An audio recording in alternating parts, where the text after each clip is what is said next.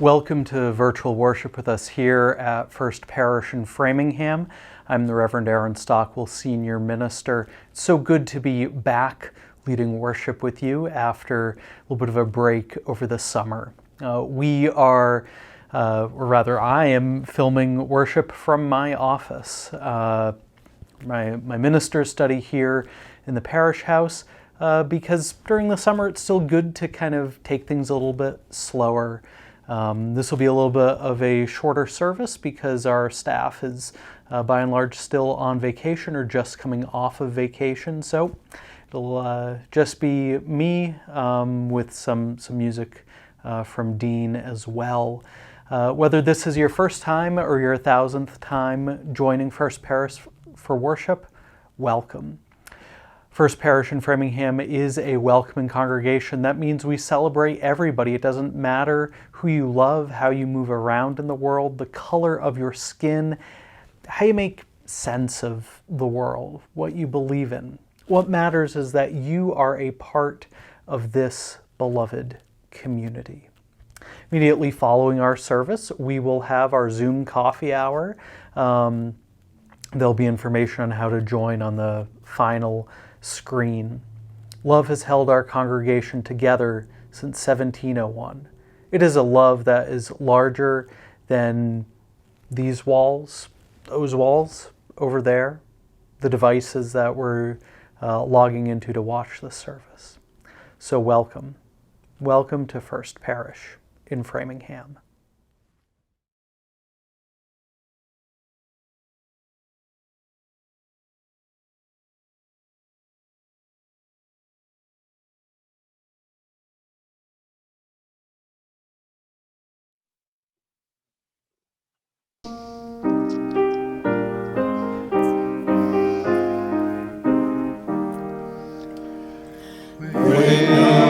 Senses and hear the earth call, give the deep power of being in awe. Keep with the web of creation your vow, giving, receiving, as love shows us how. May our mind reason reach out to the new. Join with each pilgrim who quests for the true. Honor the beauty and wisdom of time. Suffer the limit and praise the sublime. When our compassion give heed to the cry, voices of suffering fill the wide sky. Take us your neighbor, both stranger and friend, praying and striving their hardship to end. Wake up my conscience with justice thy guide. Join with all people whose rights are denied. Take them for granted the privilege made. God's love embraces the human race. Bring up my vision of ministry clear. Brighten my pathway with radiance here. Mingle my calling with all who will share. Work toward a planet transformed by our care.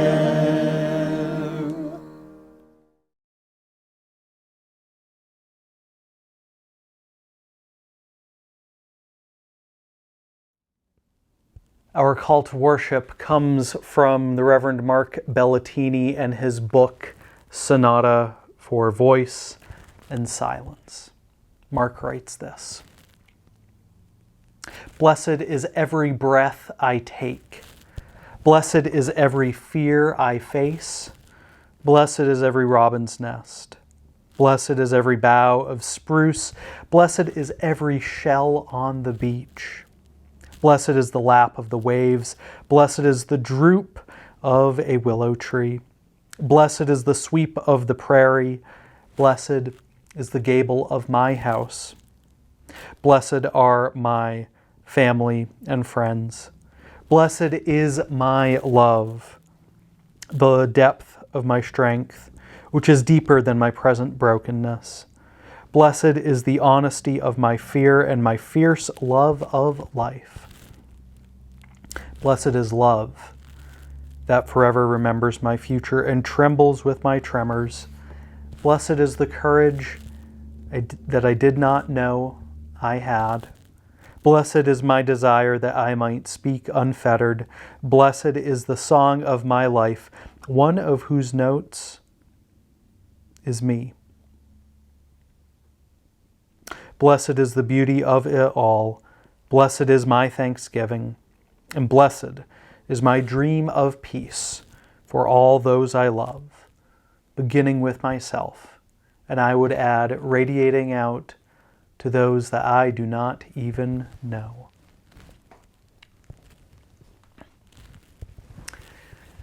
If you have a candle nearby your laptop or your computer or your tablet or your phone, now is the time to light it, because during these times when we gather apart, it is so very important that we have rituals that we do together that bind us together. Once you have lit your candle, feel free to type into the chat, the chalice is lit in my home, or the chalice is lit in our home.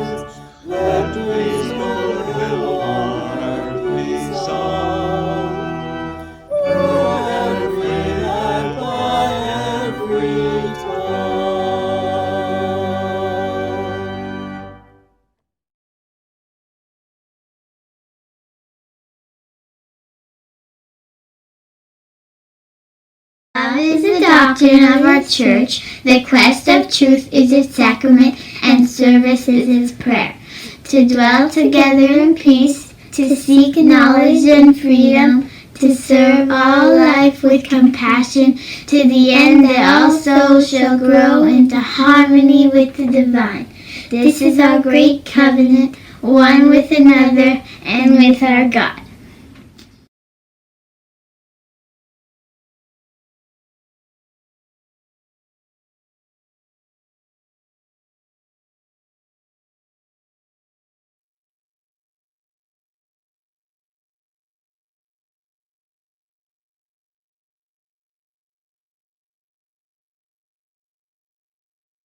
Well, sir, out in the woods one day, a hare was bragging about how fast he could run.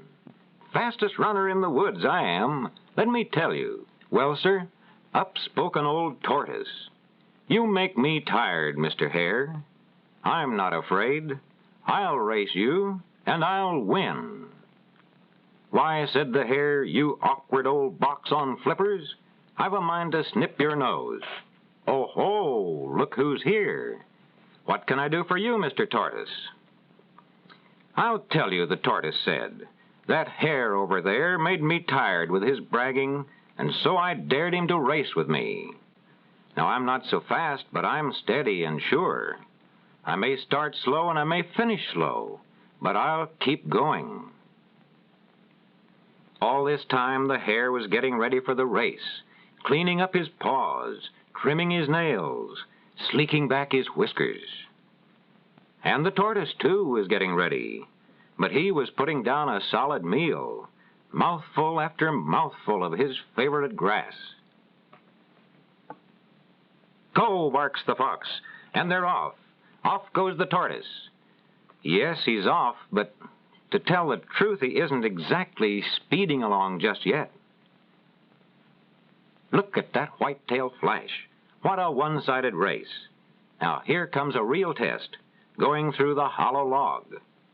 Oh, how easy this is. Already he's halfway. So the tortoise went steadily along. Left, right, left, right, left, right. And the fox heard him coming. Well, thought the fox, the hare is far ahead. But I'll say one thing, that tortoise isn't going to give up. He's still in the race. Well, let's see what's this ahead of me. I'll get along somehow.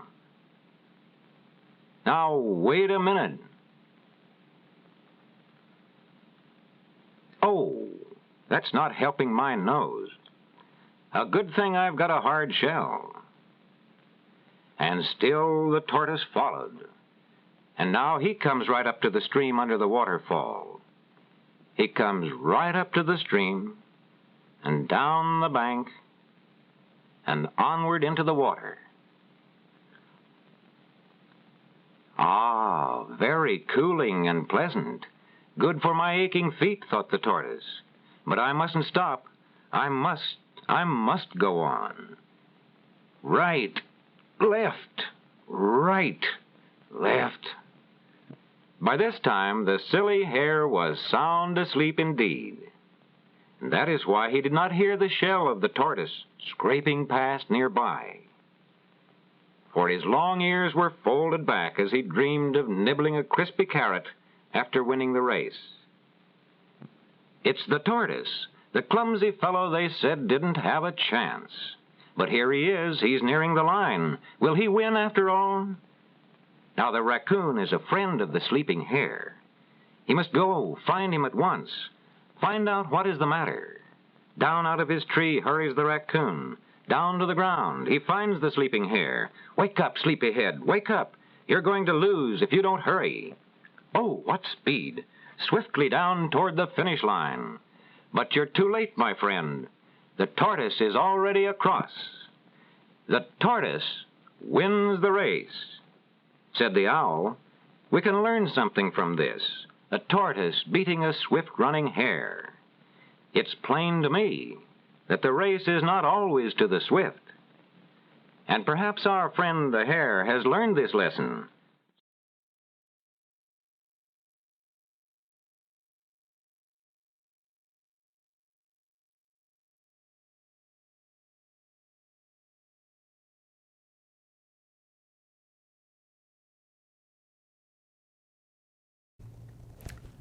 We each bring joy and we each bring sorrow to our gatherings, to our community. Now is the time that we set aside for sharing of the things which weigh deepest on our hearts. So, if there is something that you wish to share, feel free to type it into the chat. There'll be prompts on the screen which will give us better order to our sharing. And of course, remember that when we're gathering virtually, privacy cannot be guaranteed. So if there's something that you've been dying to let me know over the summer, or something that's happened to you recently, feel free to send me an email or reach out to the Caritas team.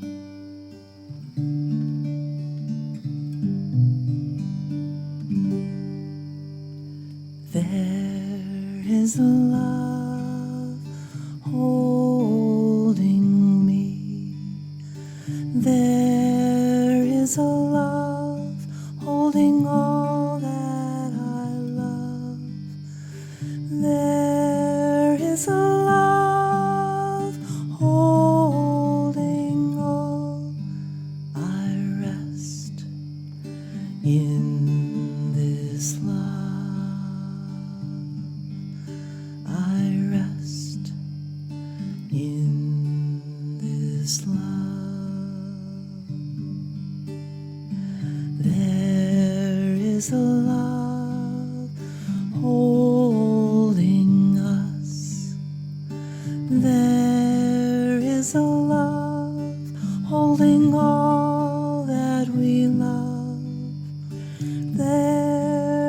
is a love holding all. We rest in this love. We rest in this love.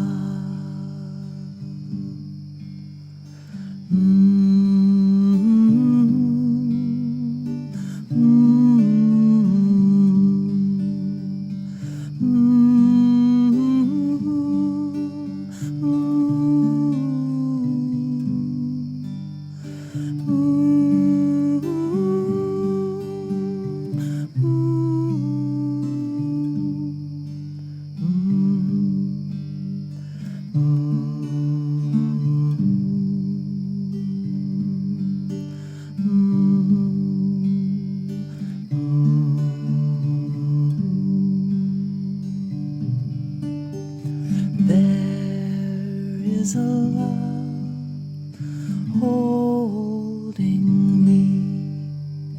There is a love holding all that I love.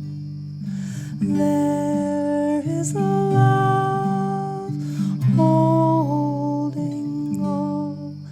I rest in this love.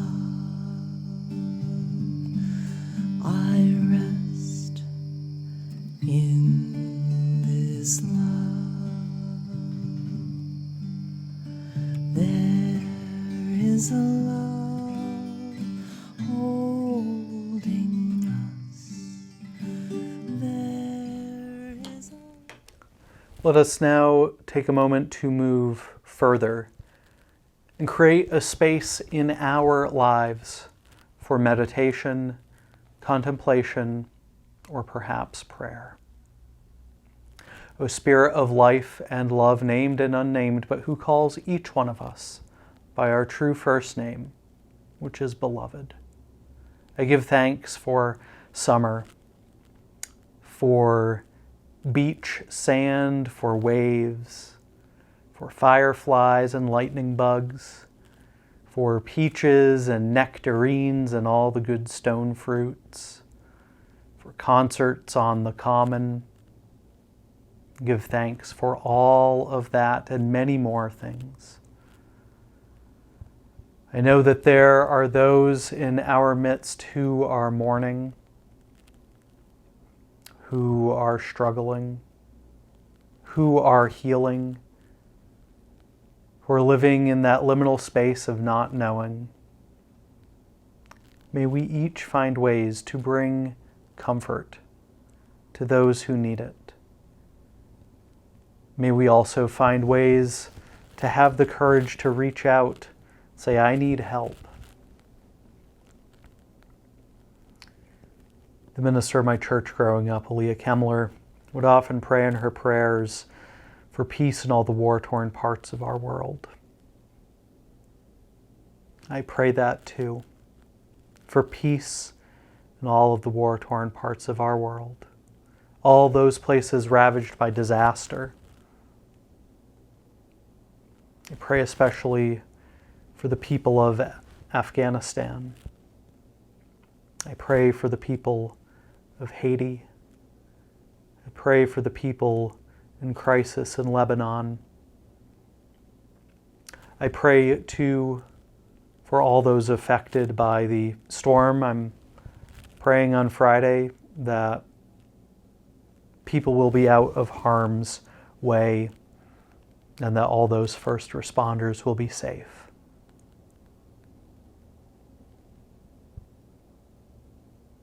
And finally, I pray that we might each find in ourselves space for forgiveness. We all come up short in so many ways. May we each be reminded that we are loved and lovable not in spite of our imperfections, but because of them.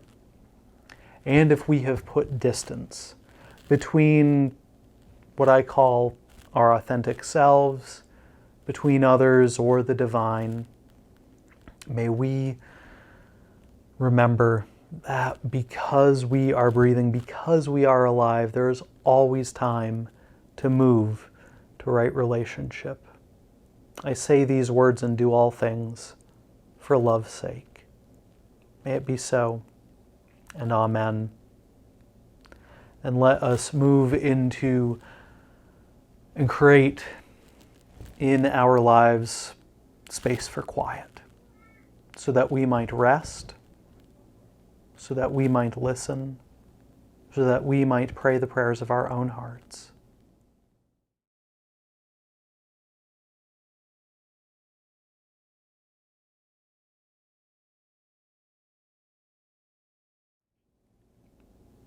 May it be so.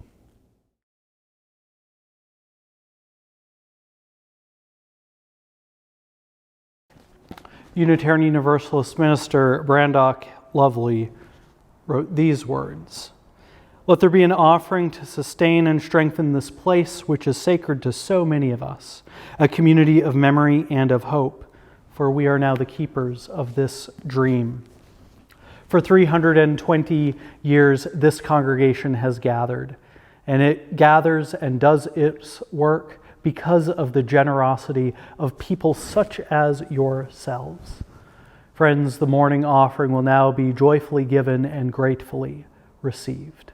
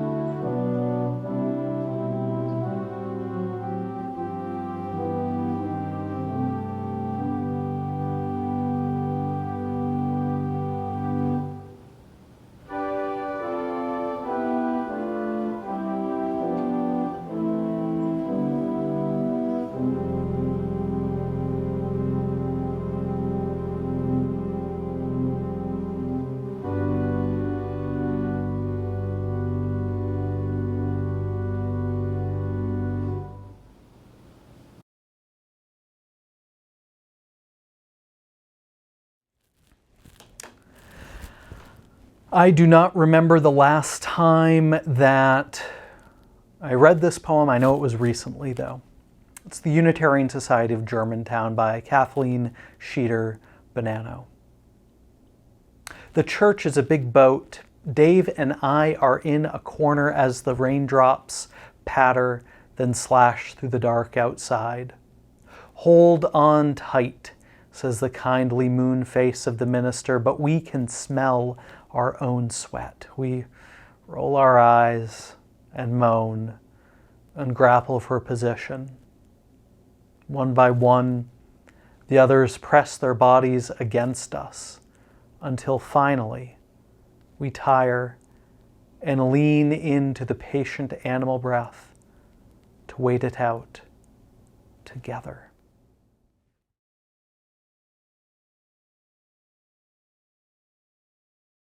In March 2018, I ran my first and to date only half marathon. I was the kid who, when my third grade gym teacher said, "You know, there are some people who run a 20-minute mile," as he walked a normal walking pace. I saw that and I said, "Yep, that is the pace for me."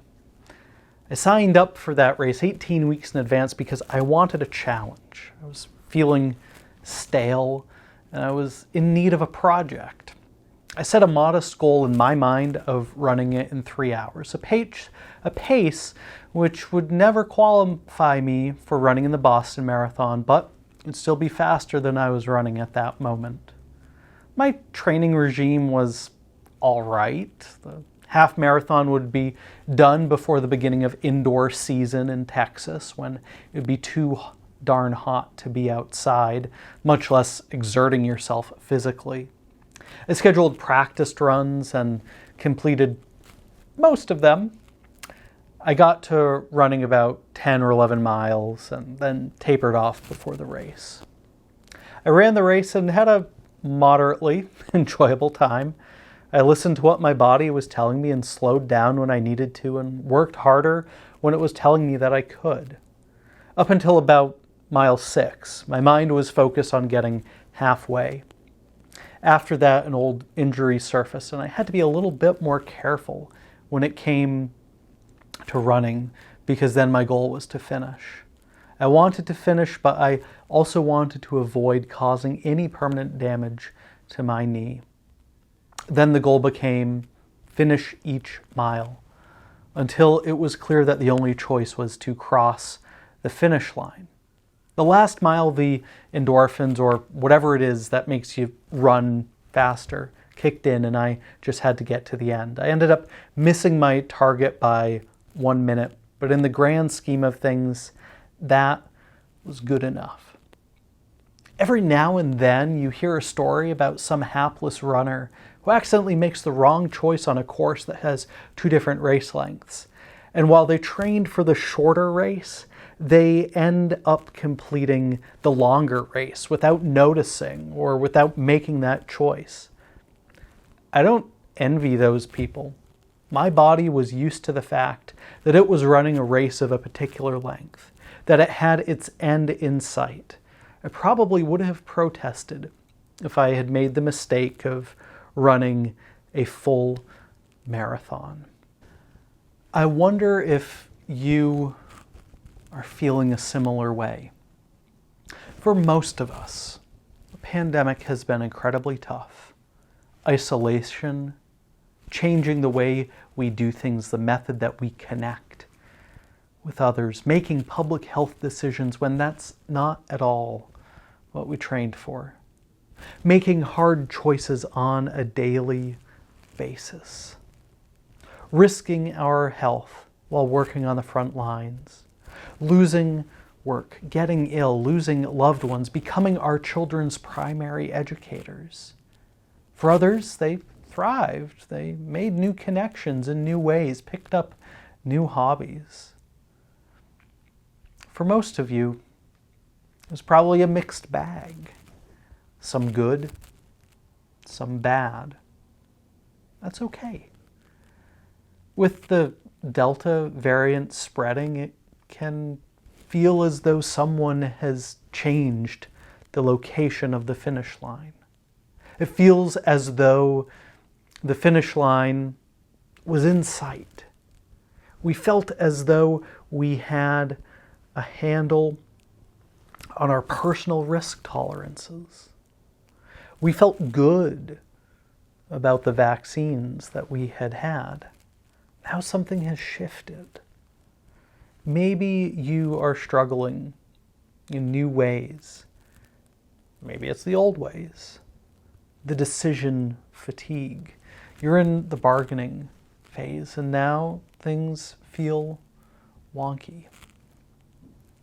We might be at the beginning of a second marathon. United Methodist Pastor Jenny Smith wrote about this in a blog post in early July that quickly spread amongst my ministerial colleagues. It's titled The Second Marathon. Pastor Smith's blog post spoke to this feeling that we just ran a marathon, the decision to pivot our services online. She writes, we provided pastoral care over the phone or Zoom calls or on porches or at some point through masks in person. We agonized over the safest ways to return to in-person gatherings. We took a few days off here and there, trying to find solid ground to rest on. We smiled on camera as if we could stir our hearts to life with our own pleading. We received grace, stunning kindness from people in our communities. We watched colleagues and friends look like they had it together, but we guessed they didn't either. We in our congregation got to a point where it seemed like we could gather in person, but then the community transmission rates hit the trigger that we had decided meant that we needed to go online again. And that might not be possible for a while, at least inside. Of course, there are other ways that it feels like we've had to go back in your own personal life. It's as if someone at the finish line saw us drinking our water, kissing our finishers' medals, and slapped a new racing bib number on our chests, said, "On your mark, get set, go." We were off once again. Blisters on our feet, sweat-soaked clothing, and a little water in our water bottles. Does that feel like what you're feeling? It was clear that the hustle and bustle of the before times isn't sustainable. We shouldn't go back to that, and we probably shouldn't go back to how we were in the midst of the pandemic either. We've run this race before. We've wheeled this race before. We've rode this race before, but we are tired. I'm not qualified to speak to you about public health, nor really about mental health. I'm not here to tell you to go get vaccinated or wear a mask. Both are effective. I am qualified to preach about the world as I see it. So I do have some good news, perhaps, to share with you. We'll get through this second race by deciding that we don't have to run it or wheel it or drive it at the same pace. We can rest more. Our world does not know how to shut down completely unless there is a global pandemic. And even then, some people resisted that. The good news about a second race, a second marathon, is that, well, to mix metaphors, this isn't your second rodeo. Still, very low number of rodeos, but you've been down this road before.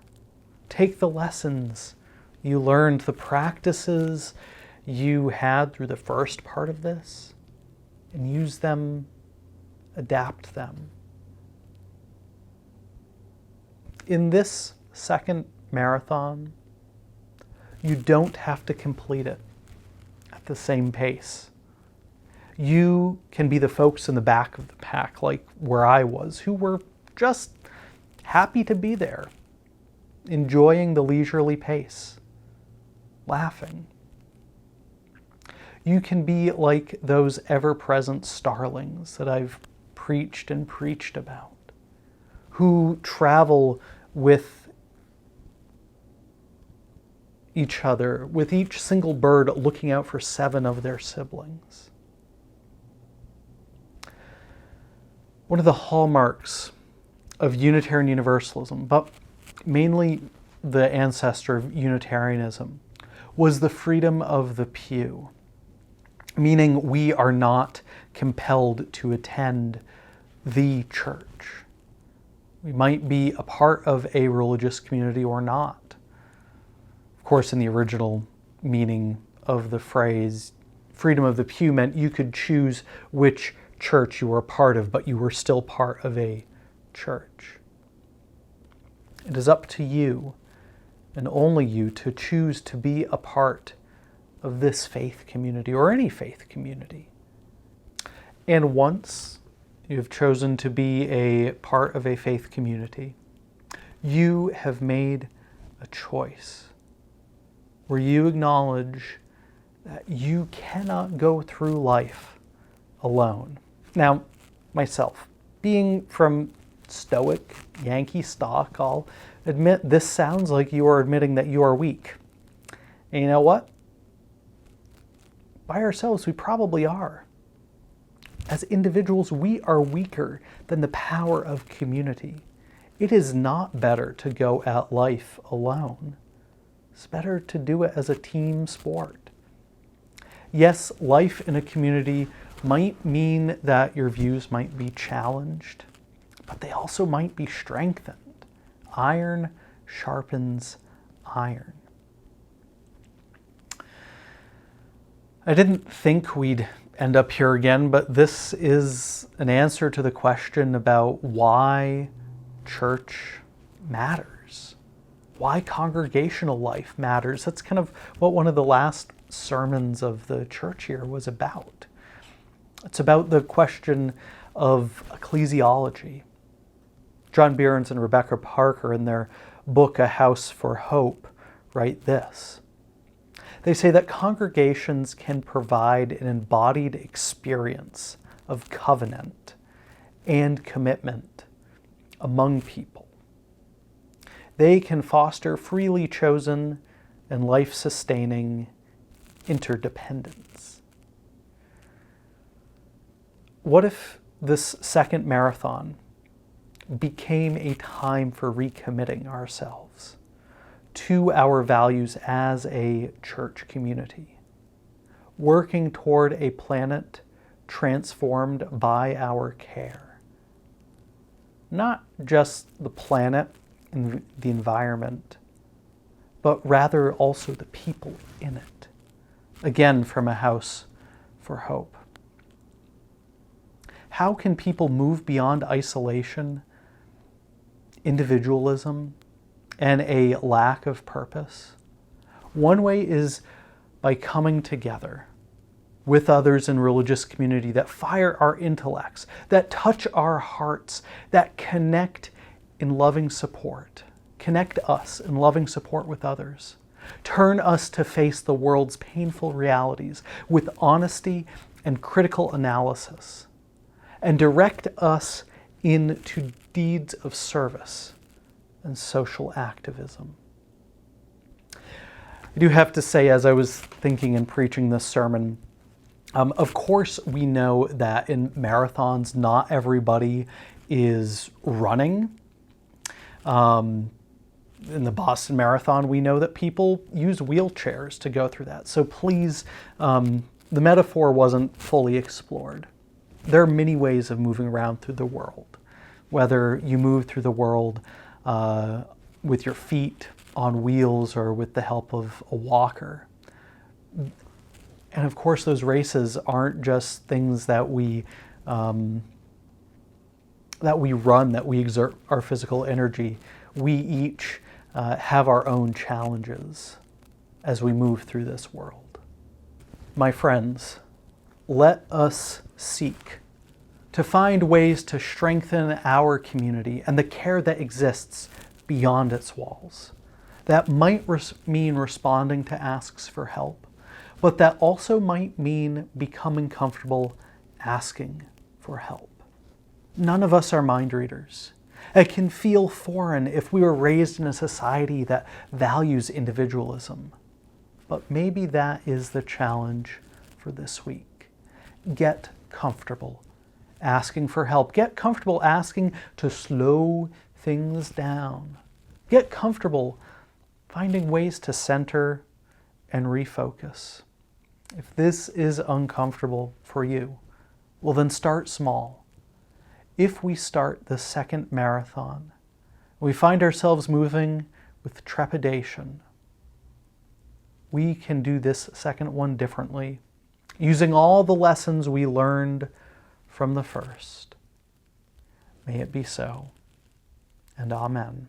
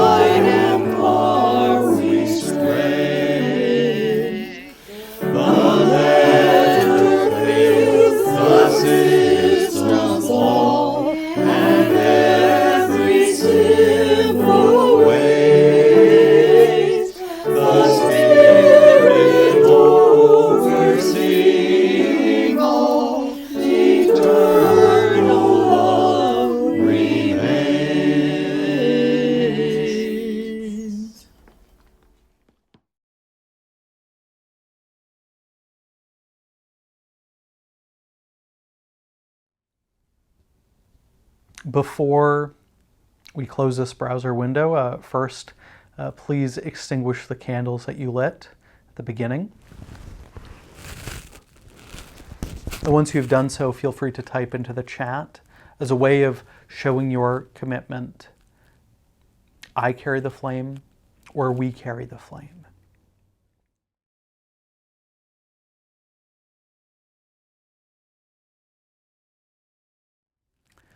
And I send you forth with these words of benediction. As we leave this friendly place, let us take the light of love out into the world and use it to brighten our pathways. And when we need to rest or recharge, be challenged or affirmed, may that light guide us safely back. May we hold the light always, and the light hold us always. Amen. And go in peace.